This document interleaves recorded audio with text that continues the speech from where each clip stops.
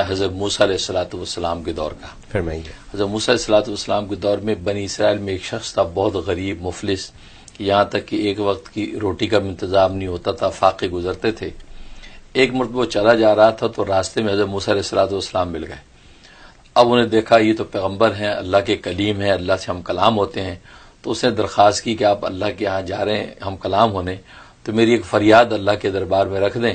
وہ یہ کہ اللہ نے میری تقدیر میں جتنا رزق لکھ رکھا ہے وہ سارا اکٹھا ہی دے دے مجھے۔ اچھا، اس لیے کہ میں تو روز فاقے سے گزرتا ہوں، کبھی روٹی ملتی کبھی نہیں، تو ایک دفعہ اکٹھا مجھے مل جائے تو بس جی بھر کے کھا لوں، بس وہ ایک تمنا پوری ہو جائے، پھر آگے جیسی زندگی گزرے، یہ آپ کروا دیجیے۔ تو حضرت موسیٰ علیہ السلام اللہ کے سے ہم کلام ہوئے، تو یہ فریاد اس کی رکھی تو اللہ تبارک و تعالی نے قبول فرما لی، اور چند بکریاں اور کچھ گندم کی بوریاں، اناج، یہ اس کے حوالے کر دیا گیا کہ یہ تمہارے مقدر رزق ہے، یہ تمہارے سپرد۔ اچھا، اس کے بعد بات آئی گئی ہو گئی۔ حضرت موسیٰ علیہ السلام کو 1 سال کے بعد یاد آیا کہ یار وہ ایک آدمی نے یہ کیا تھا اور اس کو یہ رزق مقدر مل گیا تھا، تو اس کے بعد پتہ نہیں کیا ہوا، جب وہ کھا چکا ہوگا تو پھر کیا ہو رہا ہوگا۔ تو حضرت موسیٰ کو تجسس ہوا، آپ اسی جھونپڑے کی طرف گئے جہاں جس جھونپڑے کے پاس وہ ملا تھا، تو وہاں جب گئے تو وہاں تو ایک بڑا عظیم شان محل ہے، وہاں کوئی جھونپڑا نہیں ہے، بڑے حیران، محل کا دروازہ، بڑا دروازہ، اندر دیکھا مہمان ہیں، دسترخوان لگے ہوئے ہیں، لوگ کھا رہے ہیں پی رہے ہیں، آگے بڑھ کے دیکھا تو مین شاہی تخت پہ وہی شخص بیٹھا، اچھا، وہ جناب شاہی لباس پہنا ہوا ہے، اور مہمان اس کے دوست احباب کھا پی رہے ہیں۔ بڑے حیران ہو کہ یا اللہ یہ وہی آدمی ہے، اس کو مقدر رزق تو چند بوریاں اور چند بکریاں تھی، یہ کیا ہو رہا ہے؟ فوراً اللہ سے ہم کلام ہے، رب ذوالجلال یہ کیا ماجرا ہے، اس کا مقدر رزق تو مل گیا تھا اور یہ آدمی آج تو یہ شاہی خزانے لے کے بیٹھا۔ تو اللہ تبارک و تعالیٰ نے فرمایا کہ اصل میں اس نے میرے ساتھ تجارت کی تھی، اور تجارت میں اس کو نفع ہوا۔